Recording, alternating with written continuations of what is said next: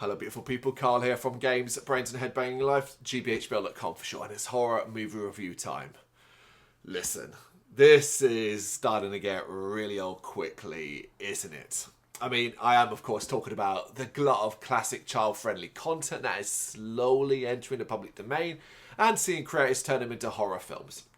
Which in itself isn't a bad idea until everyone with a few $100s or pounds and a camera decides to jump on a bandwagon, all because of the wild success of Winnie the Pooh, Blood and Honey and its equally successful sequel. Everyone wants a piece of that pie, even as that pie slowly decays and turns to mush. So on January 1st, 2024, Steamboat Willie, the first animated work to star Mickey Mouse, yes, the mouse, entered the public domain in the US and Canada. Lapse in copyright that has resulted in The Mouse Trap, a careful, and I mean a very careful attempt to use the Mickey Mouse character without referencing it outside of the Steamboat Willie side of things. If you are thinking, well that sounds quite awkward, you are correct. In fact, The Mouse Trap tries so hard to avoid being connected to Disney, it stops coming across like a horror parody at all.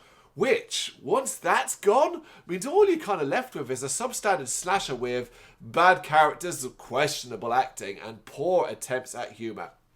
This isn't a good film, and the clues are there from the start.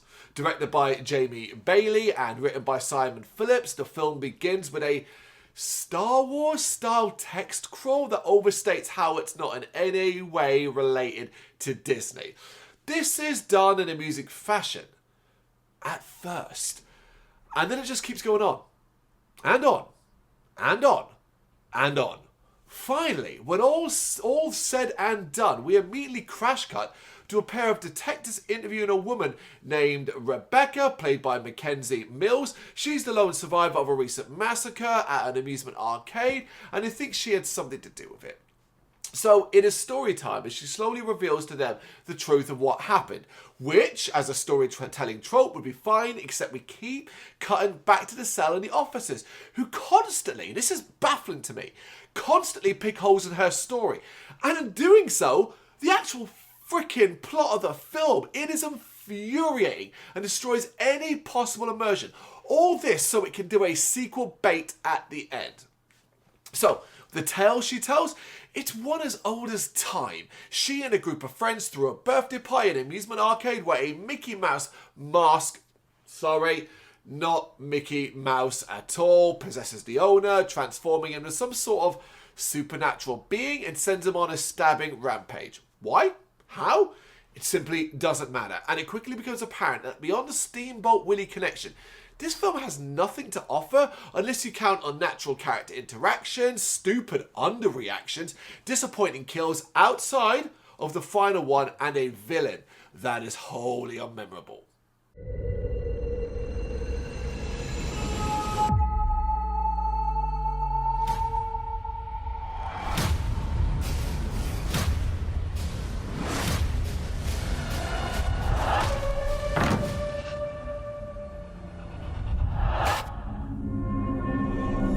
Where the hell did he go?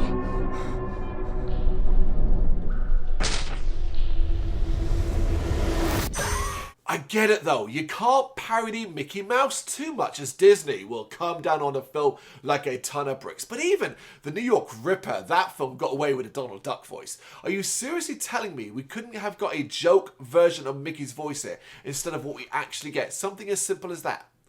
All this ends up doing is making a villain feel so ordinary. Just a dude in a mask, not a good mask either, and one who can apparently teleport. I don't get it. But I'm sure the inevitable sequel will fill in those blanks, right? Because that's clearly what they have tried to set up. It's all they cared about. The Mouse Trap, it just isn't a good film. Take away the Mickey thing, which is unremarkable anyway, and all we are left with is a bad slasher film. Enjoy that. I don't care for it. I really simply don't. You got any thoughts on it? You know what to do. Let me know in the comments.